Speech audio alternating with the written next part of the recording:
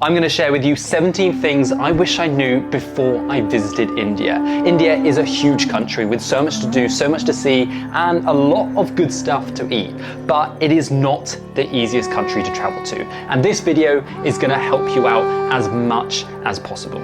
If you don't know who I am, I'm Joel, and with my partner Emilia, we traveled India for a month, visiting from northern areas all the way to the south. I feel like we have some good knowledge, which I just want to share with you guys to make sure your trip to India is as good and safe and as positive as it can be. You're not going to want to forget any of these things, so grab a notepad or grab your phone, go on the Notes app, and let's start with number one. Now, let's talk about the hustlers, the touts, the scams. This is a very big thing which a lot of people are a little bit scared about traveling to India because it is very common. Someone said to me before I went is when you're in the north, just assume everyone is kind of out to get something from you, most likely money. Engaging in conversations is only going to entice them more. One of the common things like these scam artists and all these people do is get you talking. They're going to be like, where are you from? England. And they're going to be like, lovely jubbly, or something crazy like that. Those are the people you want to watch out for. They're trying to get something from you. The best advice I can give is just ignore them. Now, moving on, number two, it kind of links with the first point, is there's a big difference between the north and the south. And when I specify the north, I'm talking about the tourist areas, the places you're very likely to visit, the Taj Mahal, Agra, Delhi, Jaipur. These places are full of the scams. But once you go down south, places like Kerala, some places in Goa, you're not going to be scammed as much. And it's really important to remember that all the tourist areas doesn't represent the whole country. A lot of the negative stuff you see online with the dirty streets, the scams, the questionable food on the street, that is mostly in the northern areas, these tourist hubs, especially in Delhi. And if you are someone who's not really into the chaos and the craziness, then maybe stay away from those northern areas. But obviously you probably want to visit the Taj Mahal. It is a wonder of the world. Number three is about reviews, and this drove me crazy because a lot of places you cannot trust the reviews in India. They've kind of managed to manipulate them. You're forced into writing reviews about a company, and we often have people, like, we'd be on our phones and they'd be like, write review. And they'd be looking over your shoulder, making sure you're writing them 5-star, giving a good review. And so you feel, harassed almost to write good reviews. And obviously, this is not everywhere, this is just some places, but we found it was very common and haven't really experienced this in other countries before.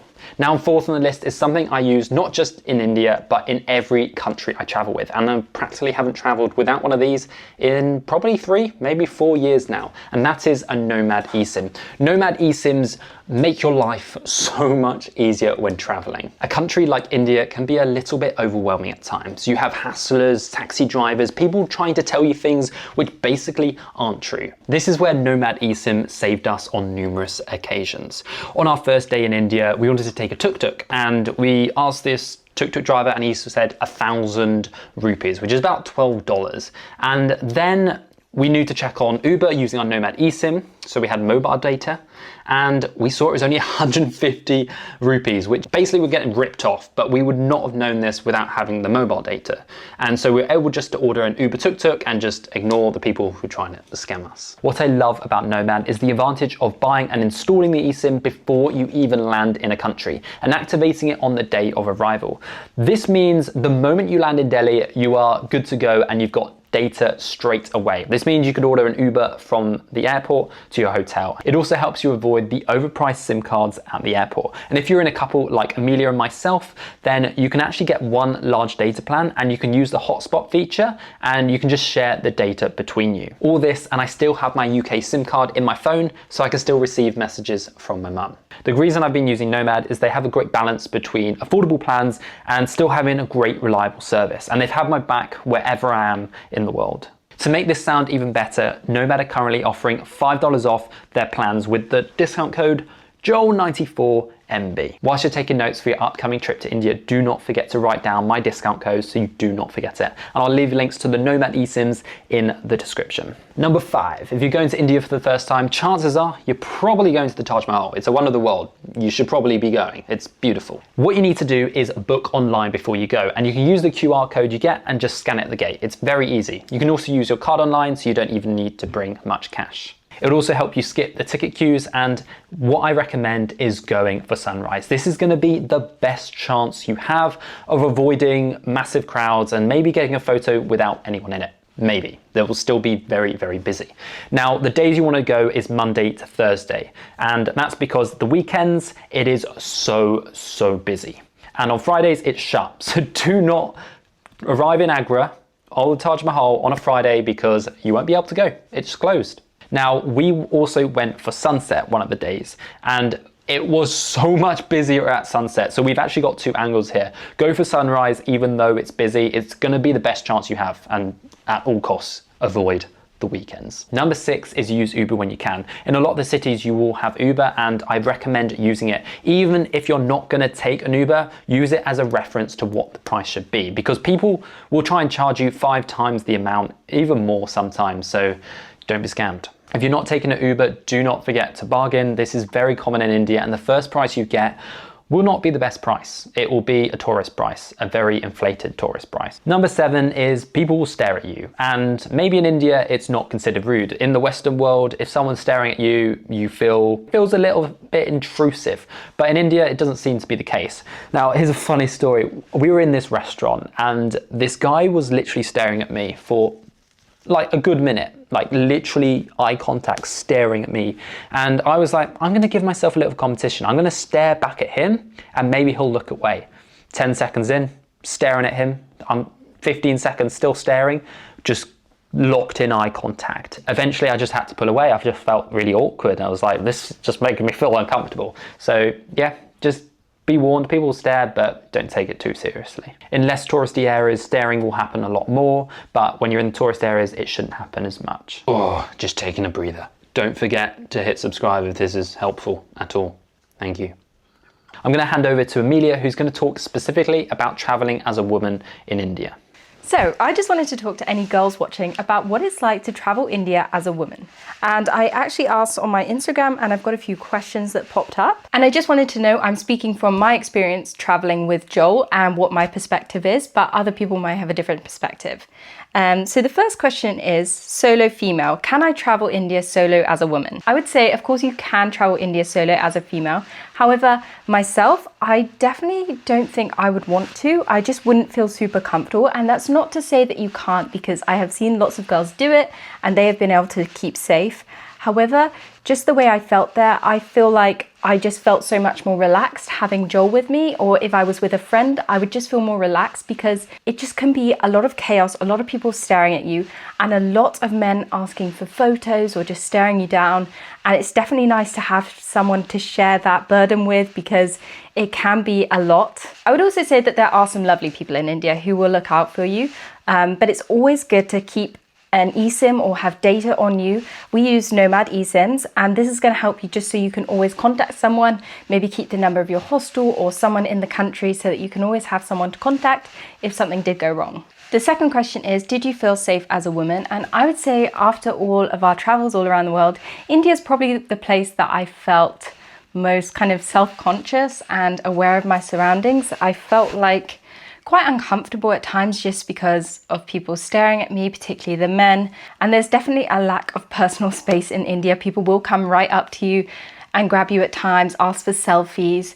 One thing I definitely felt was that my word was not as respected as Joel's. So when people would ask me for a selfie and I would say no, they wouldn't take my no as an answer. They would kind of just keep persisting, and it would take Joel saying no for them to understand. So I really felt like I was not as respected. I also felt that if I had blonde hair and blue eyes, it would have been even worse. But because I have brown hair, it helped me blend in a little bit more.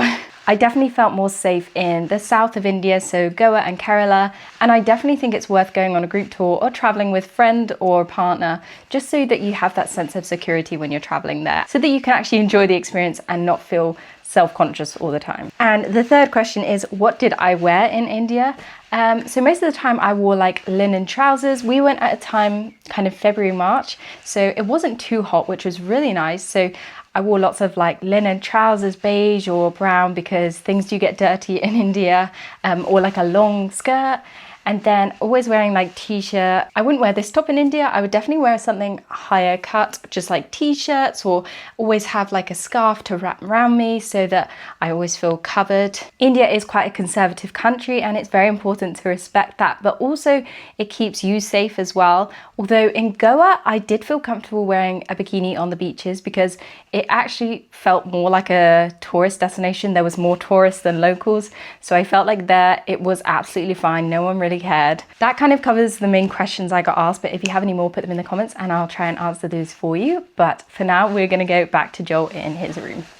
Number 9, let's talk about long-haul transportation, getting from different regions of India because it is a massive country. We tried buses, flights and trains, so we have quite a good rounded knowledge on this. Number 1, do not take the long-haul buses.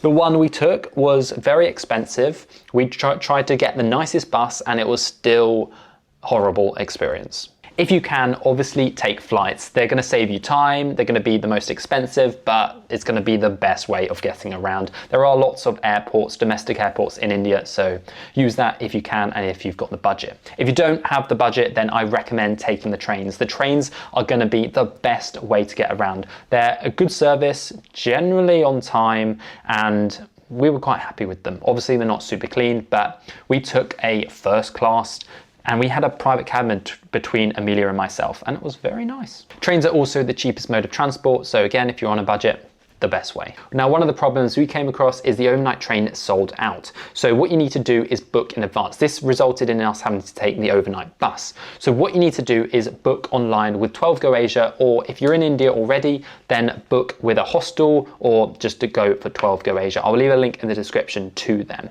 If you do want a more luxury service, then you can actually pay for long haul taxi transfers which will take 4 or 5 hours, but you get your own private taxi. We did this from Jaipur to Agra, and this is a very common route. So if you do have the budget and you want a bit more safety with a good driver, this is the option to do. Number 10, let's talk about food poisoning because it's a common thing. Delhi belly is well known, and we also got sick. We got hit, even though we were eating at very good restaurants. Now, it's hard to know how we got ill and how other people get ill, but we avoided all street food apart from one street food tour we took in Jaipur, and it was very clean and it was a really good experience. If you do want to try street food, I do recommend taking a tour, and I'll leave a link to the one we did in the description. A good way to try and avoid food poisoning is avoid salads, try and avoid any local water which is used, and just try and eat at good restaurants. Avoid the street food apart from an official tour, which is safe. Moving on to number 11, I know I just talked about food poisoning, but honestly, I think the food in India is incredible. It was so tasty, and it's probably one of Emilia and I's favorite cuisines. The flavors, the spices, it wasn't too spicy actually, but maybe they made it less spicy for us. It was great. Food was one of the highlights of India. The interesting thing is the food is different in every single state. When we were down in Kerala, we had this incredible mango fish curry. It's one of the best things I've ever eaten. It tastes so good. And I still dream about it every single night. Also, in the north, we found that a lot of the areas, I'm really surprised by this, was actually vegetarian food, vegetarian curries. So you actually have this thing called, I've forgotten the name, paneer. You have a thing called paneer, which is basically like a meat substitute, and this is very common. Definitely recommend trying it and trying out the vegetarian food because it was still really flavorful. Number 12, one of the great things about traveling India is so many people speak English compared to other countries we've been to. So it's super easy communicating with people, even bus drivers, people like that. Every hotel we stayed in, hostel, they spoke really good English. So you're able to ask questions and really get like a local knowledge and just talk to people. It was good. A little fact for you. In India, English is actually used between the different regions because there are so many different languages in India. So the English is used as a way to communicate between the different parts of India. I think I only used Google Translate once in a whole month in India. So I think that's pretty impressive. When we were in China, I was using it every 5 minutes.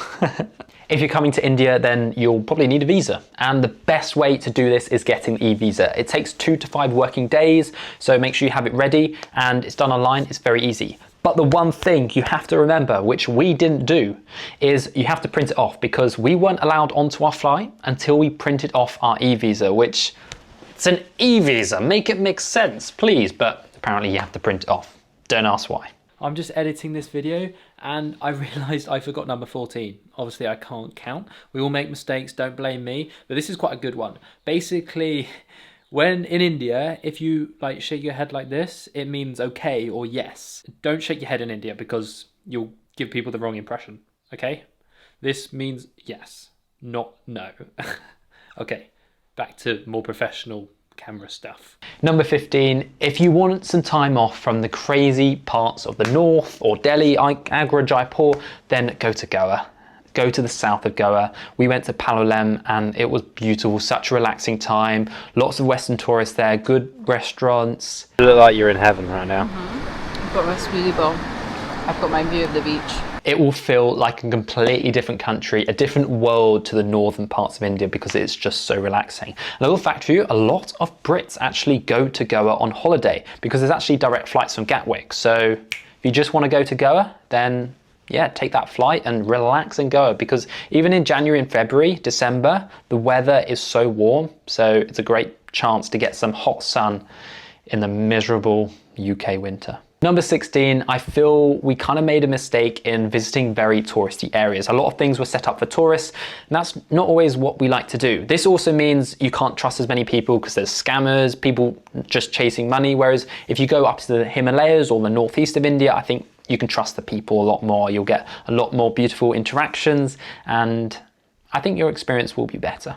Number 17, the last final one, I've actually got 4 different points which I need to make about the customs. Number 1 is no public display of affection. Just don't do it because it's not in the culture. The next point is make sure you're covering your shoulders and your knees, especially when you're in the north, because that's basically what everyone does. It will attract more attention and you probably just don't want that on you. Number 3 is it's apparently unclean to use your left hand when you're eating in India. You can get a knife and a spoon and eat a curry, but if you want to do it locally, make sure you use your right hand. And finally, if you are going at a time when there's festivals like Diwali or Holi, make sure you book in advance. Buses, trains, flights, hotels will all increase at this time. So book in advance so you don't have to take a horrible bus like we did. Thank you all so much if you've got this far in the video, and please do not forget to hit the subscribe button because we're going to help you out. And also we have so many other videos of India, so please go watch them all wherever I put them on the screen, and we'll see you in the next video. But we're not going to be in India, we're going to be somewhere else. I'll let you find out where.